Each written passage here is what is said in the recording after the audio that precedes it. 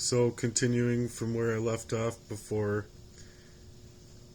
it's just a legacy that they're trying to build over my grave, basically. And it's not really an attack from the people necessarily, but it is an attack from Satan. For we wrestle not against flesh and blood, but we wrestle against the demonic territories of the satanic reign of terror in our lives. And that's no matter where it comes from. So when we're speaking out about these things, it's important to keep in mind the Bible. And as I'm going through Psalms here, I read Psalms 103. It's gorgeous. I also really like Psalms 123. So 103 and 123 in the King James. If you want to take out your King James and read those two, and just pray over the words there. Read them slowly. But the cashing in on these insurance claims is bothering me. It's bothering me because of the whole poisonous attack, and yes, I've been under threat all my life, the assaults, and so my mind just ruminates on the same things, basically, of the pain, and it just hurts because they just leave you. They're not there to support you, help you, love you, lift you up, plant the seed in you for beautiful things to happen and flourish. And they're not praying with you, they're praying over you. Two different things. So even when it's life insurance policies that are like floated over onto you as their tools to gain on your life, you'd think it just sounds crazy, right? And that's because it's supposed to. That's how these malignant, covert narcissists work. They build these crazy-making efforts over the crime itself, or right into the crime itself, so that nobody believes you. But it's not that nobody believes you. It's the fact that the people who do believe you are also under attack by the demonic assaults of the enemy. And so we need to come together in this day and age and pray about these things and hope for the Lord's angels to be watching over us and to be accelerated into our lives so that we can reach those changes that we're after and believe in the faith of our dear Lord and Savior. Believe with faith, I should say. Not in the faith, but both ways, I guess. I'm really tired. I didn't get much sleep again, but I woke up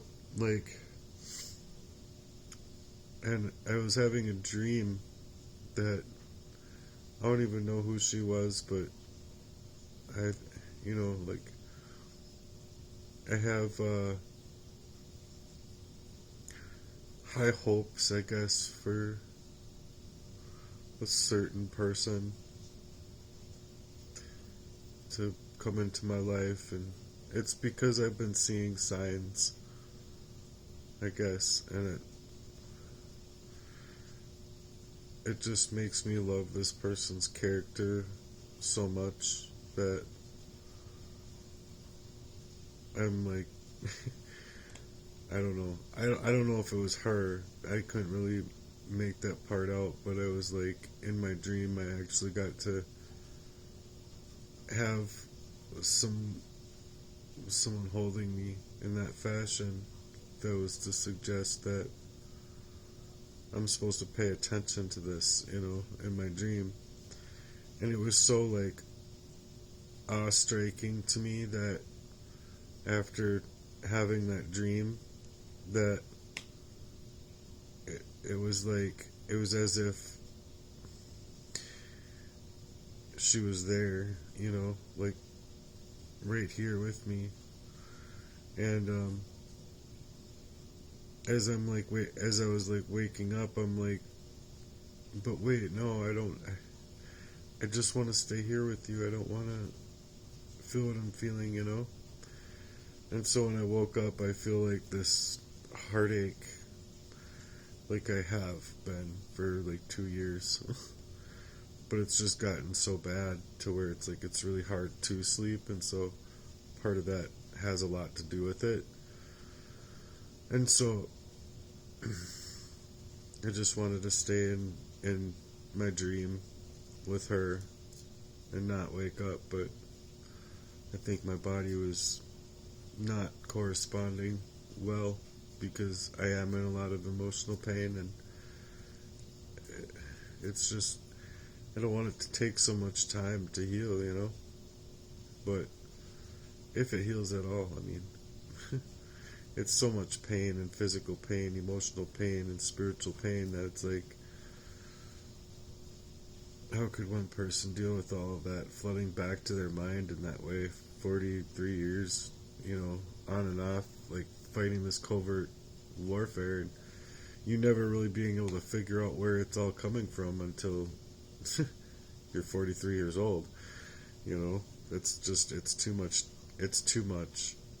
That's just all there is to it. It's just too much pain. And so I guess I want people to know that it's been my entire life. So I'm going to talk a little bit about Kimberly Meadows. It's where I grew up.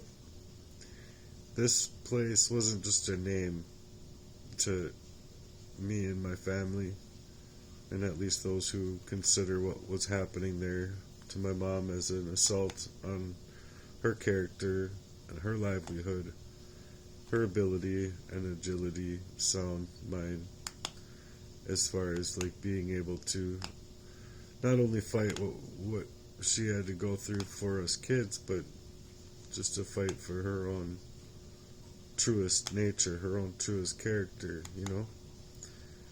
And so I really wanted to pray for my mom in that fashion, and I hope that the listeners here will pray as well for my mom, my sister, my 2 brothers, and myself, just under the fashion of what we had to all endure. But it turned into that full-on assault through tactical strikes over the span that it basically, I look at, you know, the area of what I grew up with there and how people were there turned into like the whole world, the whole syndicate against me. So it was like a full-blown assault over my entire life. And so there was this kid,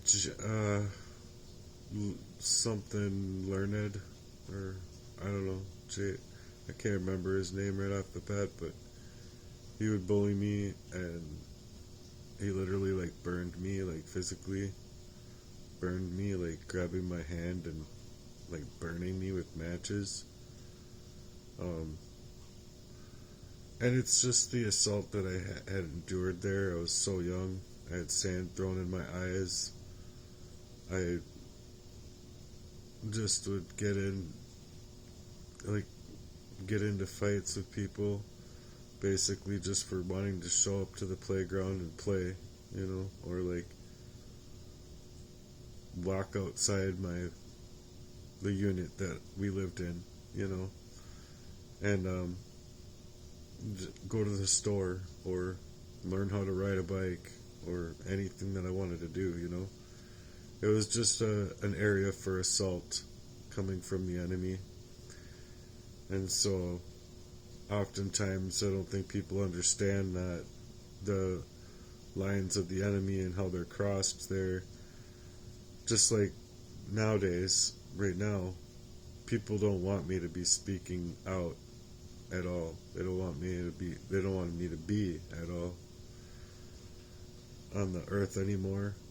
And so that's why it's really, really hard and harsh.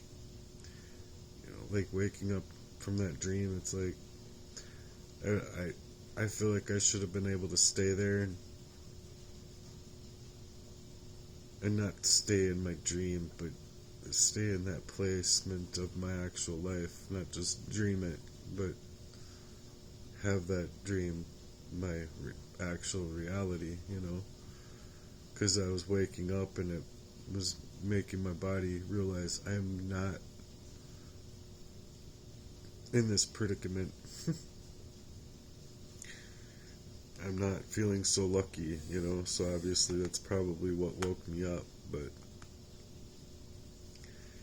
so on top of that, I just wanted to say, growing up, like, I believe Brian Ittman, this kid that I grew up with, was a part of the plan, I guess, as far as being another piece in their long con against me. And it's based on my waking up and my own brother, like, sitting there, like, why are you two, like, talking like this? Or what, like, what are you guys... It was as if they were working out a plan, and I couldn't understand it or reason through it. And now I kind of learned why in the way later years. And so all of these people were planted, and even like one of my best friends growing up, Bryce, his dad, Bryce Wozniak's dad, who once said, because like I snuck out of the bedroom, and I think his dad even knew that I would, so like it was just meant to hurt me, because his dad didn't want him to be my friend, and the way he said it was wrong. It was like, you're not going to like what happens to him, so that's why I don't want you to be his friend. So that wasn't like him just saying, like, look, I really don't want you to be his friend. I don't trust how, because he's poor and we're rich or whatever, that I just don't want you around that. It wasn't like a concern in that fashion. It was more spoken as like a prophecy over my life. So it really like bothered me big time. Like big time, because I was only in 8th grade or something like that, or like heading into the 8th grade. And so what kind of father says that to his own child in that kind of fashion? What kind of father would purport to their own children who they can and cannot choose to hang out with on their own accord? I believe that it's totally a syndicate, because of the secrecy of like where he worked or what he did for work. So I believe wholeheartedly that these syndicates are a network of the spree masons, I'll call them.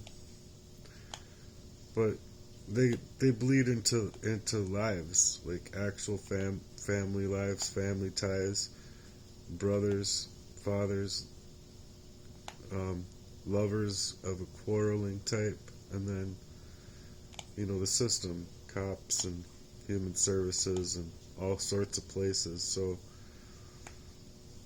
it was all built for this type of silent war against me, the soul of me, Matthew Murden, not being able to Matthew Murden the way Matthew Murden would have Matthew Murden, you know what I mean? And so that type of abuse is narcissistic or sociopathic, malignant narcissists, and covertly to destroy you at the soul level, to destroy you at the heart's level, or however you want to say that. But it destroys you, because you're really like, you're just another person in the world. You're I don't understand the world the way it is, like why we all are feuding and fighting over the dumbest stuff, truthfully. Like, if people like want to be gay or whatever, go against the words of the King James Version Bible, who am I to judge?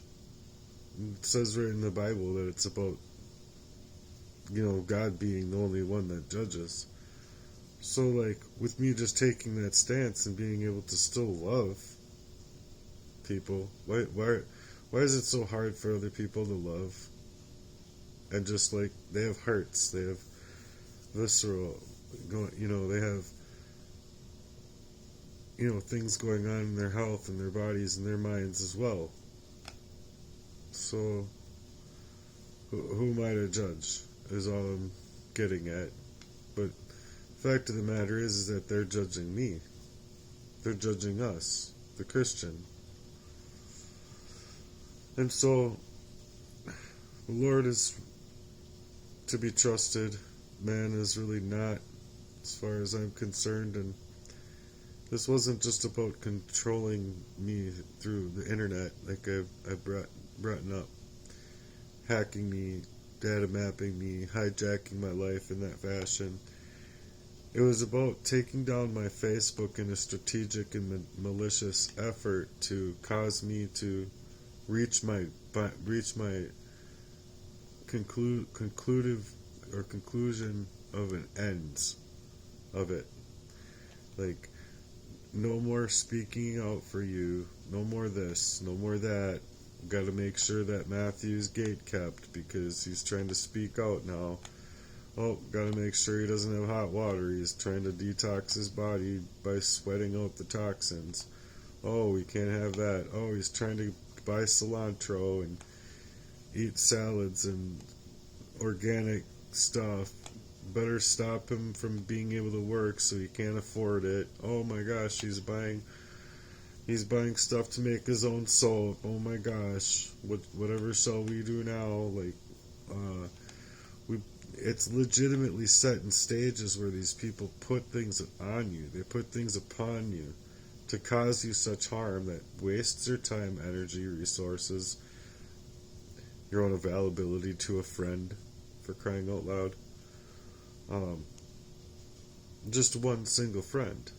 Because if you think about it, it's not really for we wrestle against the principalities and the evils of darkness. We're not wrestling against flesh and blood.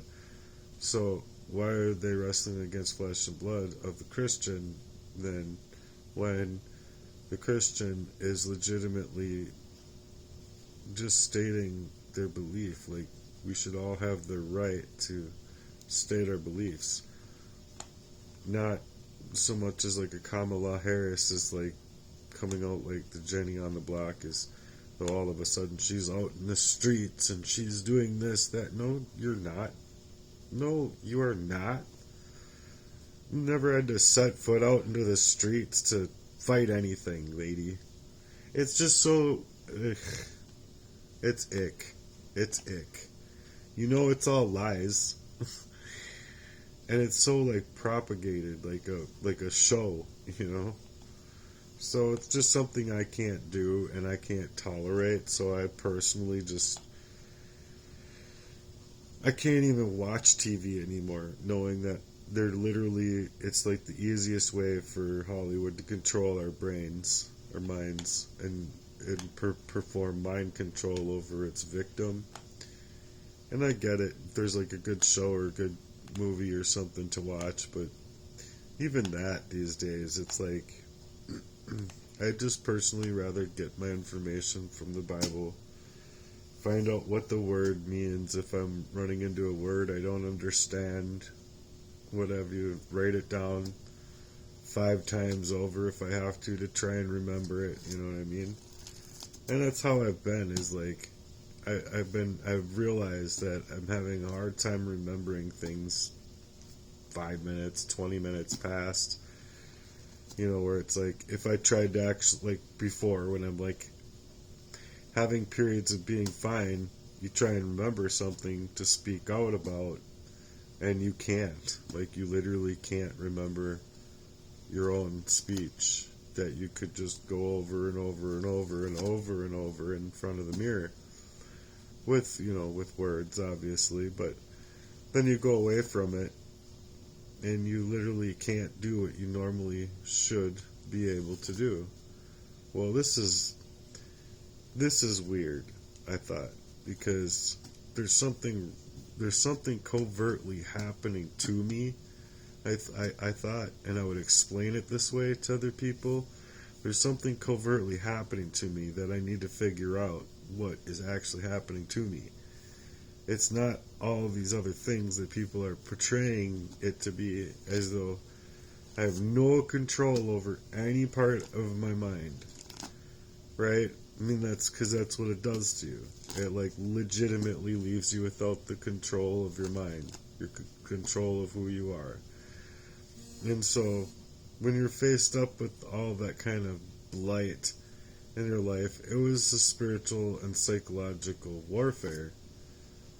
Financial, physical, institutional even, to exterminate me.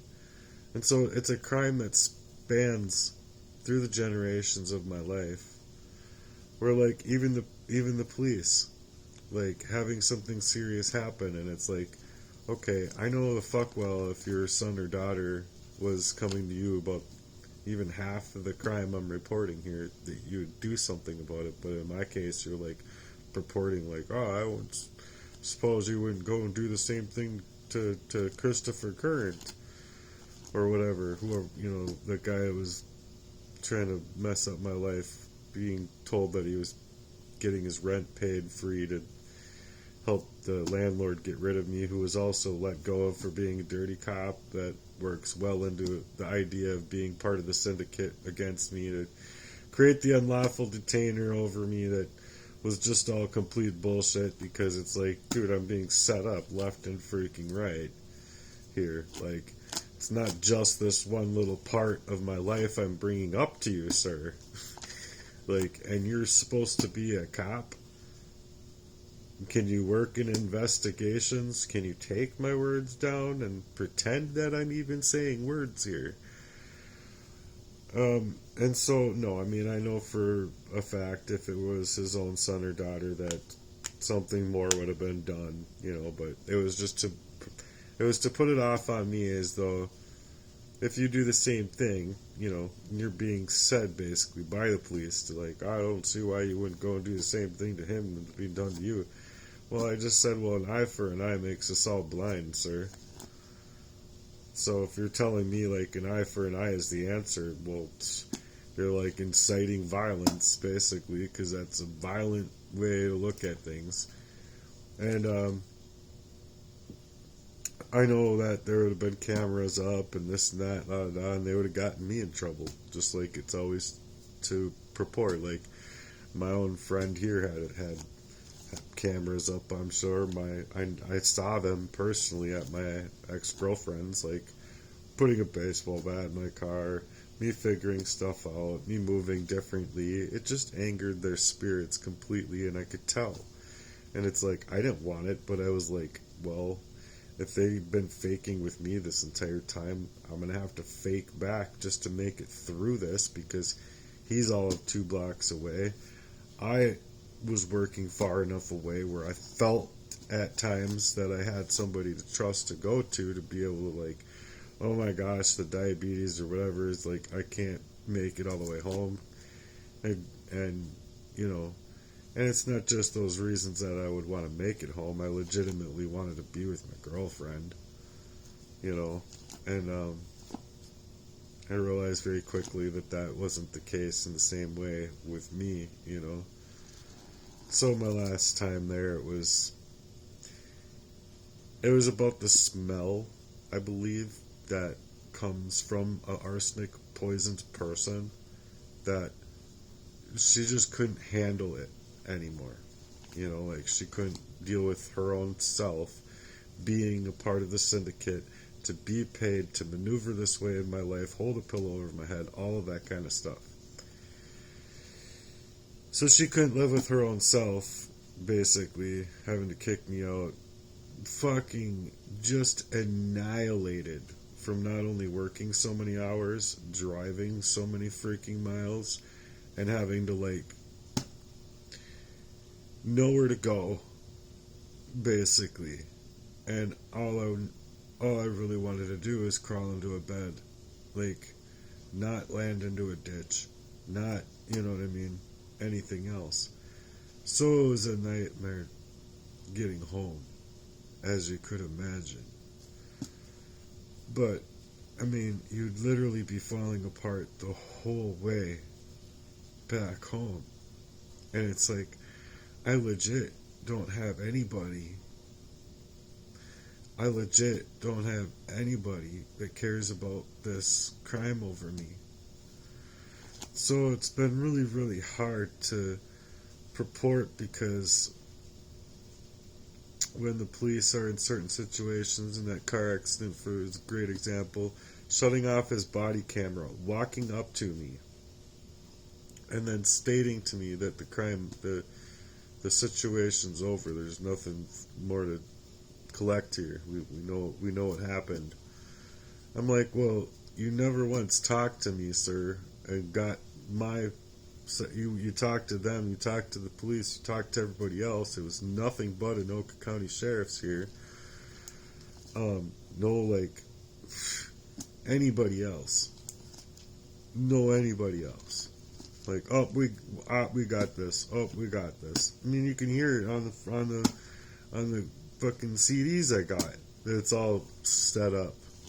So obviously the case can't make it to courts, because if it made it to courts, it'd be worth millions of dollars. For me, I got T-boned. Crying out loud. Set up, too. Like, completely set up. So, the guy coming to the scene, like, knowing my name, like, acting like he doesn't, acting is what the key word is. Acting. He doesn't, he knows the fuck well what's going on. But he knew me by name before even learning my name. But then they're also not going to take a report from me. They're not going to take a word from me. I just said, well, I'm not going to talk to you, sir. Get someone else over here that's going to have his body camera on. Because what you're doing is illegal. Plain and simple. What you're doing is illegal. And it is. It's completely 100% legal. Look it up. You're on the scene of an accident talking to a person inside of the crime, as it were. Not only just an accident, but it was a crime that happened to me. It's illegal to not allow you to make the record with intent. You can look it up for yourself, but these people are always there to erase me. Keep the surface bits as where they are, and sweep everything underneath the rug. But from here, my bath jets being possibly poisoned or put whatever in there. I think it's biofilms or what have you. Sure, but I think it has more to deal with the biological chemical for warfare against me. Networked, mind you, after 12 plus years of fighting homelessness, and then finally getting a place, and then it's your own friend of 28 years coming into your house when you're going to work with your girlfriend. Who in their right fucking mind is going to deal with that shit? They aren't. I can tell you right now, they're not going to be me. They're going to be either in jail or dead for fighting everything. And actually physically going and, dismantling a dude for doing that to him. Like, that's exactly what you can read and find out if you look it up. But most people don't look up this stuff because they're like, this is just too crazy to understand. Why would I want to stay, 29 minutes in and listen to this?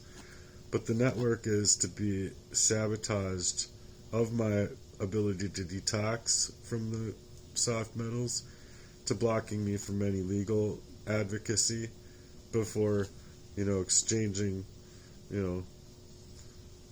blows with this piece of shit, basically. Excuse my language, but I really don't think that he's going to be repenting and doing anything right about anything. He's just going to continue to be a fuckbag. So it's just to block me, though. Any financial tools, any legal resources, they want my Facebook gone so that, you know, they can take my phone away next. The energy that would go, my car and my home, and just my whole life gets imploded. It's a functional crime over me, basically.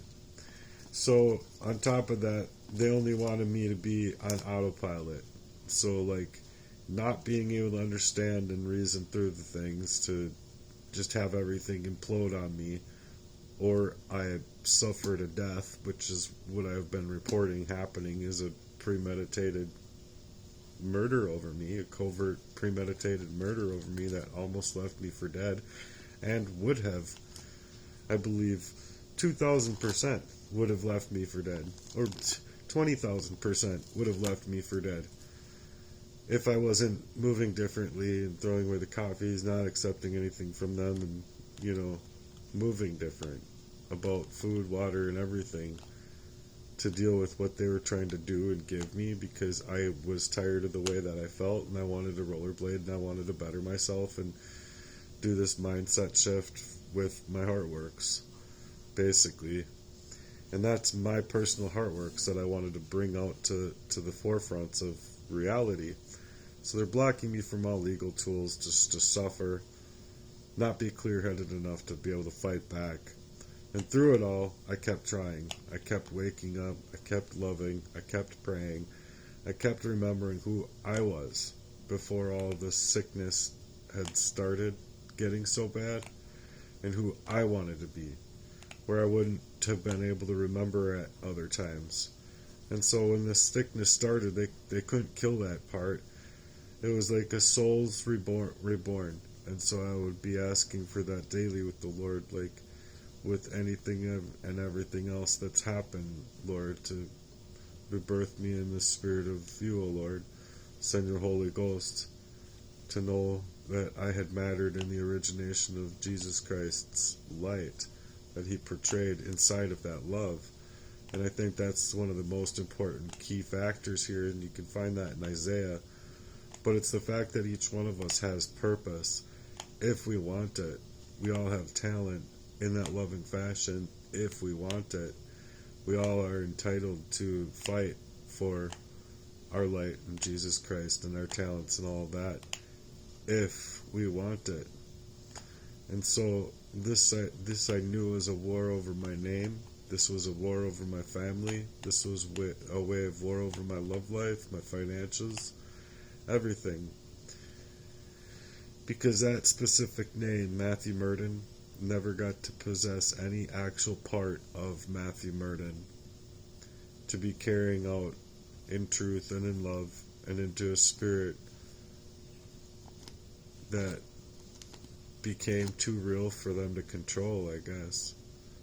And even if, like, all hell breaks loose and we're all gonna die, you know, it's still the Lord that judges, is what I'm saying. And then these people are trying to make it to where you have no availability of resource to even think right for yourself. So, in my personal opinion, they should be sued for multi-billions for what they've done to me. They basically own me in my home. They basically own me in my car. They own me with their weapons of biological warfare, all of their lies, all their schemes, all of their hidden dealings, and the traumas of cycle, puppeteering, betrayals, like nobody's business. So if you ask me, they owe more than just money. They owe me my whole entire life back, and they owe me places of my life that I can't get back. So no matter how long this takes, and no matter how many scars I carry, I'm still here. I'm still alive, and I'm going to still fight this and testify, because I know I'm not delusional. This is legitimately what I'm making for the record. So thanks for being here. I'm going to continue on to the next one in a little bit. I can't do these things like one after another anymore because it really affects my heart, and I would rather go to sleep and dream another beautiful dream, because the person that she was, all I know is that I didn't see, like, it was dark in my dream, like I'm just with her, but I think it's that I have somebody in my mind, and I've been thinking a lot about anyway, and not um, not who I'm actually bringing up in this stuff about, them telling me that I should be able to call it text whenever. I don't know if that was all psychological or what have you, but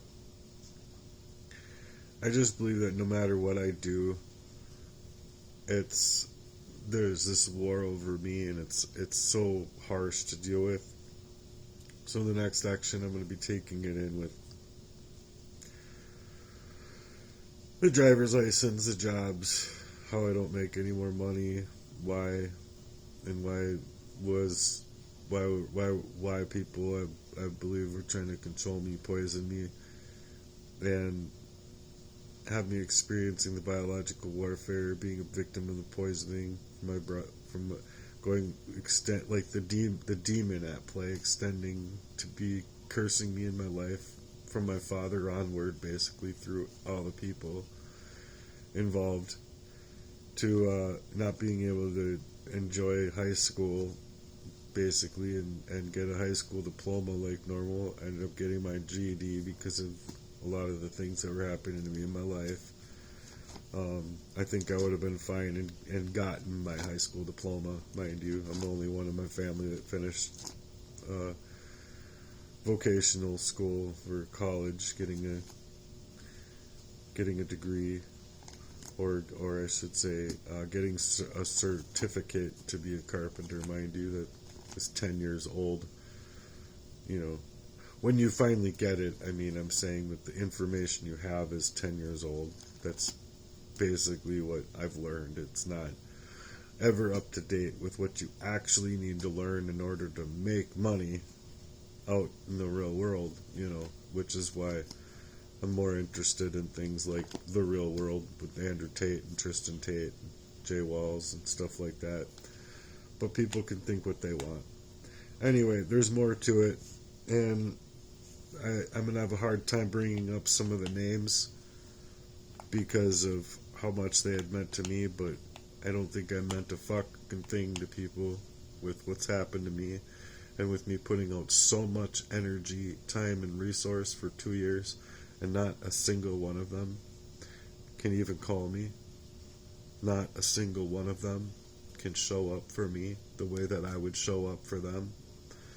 So I'm going to speak out, and it's not going to be very easy on my next piece.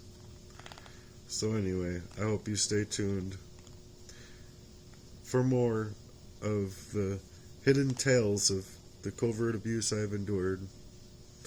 Thanks for being here. I'm just doing this, by the way, to make testimony. If I was doing things in Heartworks, it would be like me reading from the Bible and showing people that mindset shift that I wanted to take, not, I want to leave out a bunch of information in case I die tonight. I wanted to live to be, I don't know what I thought it was going to be, like 80, 90 years old. Or, at least another 10, 20 years. For crying out loud. Peace out.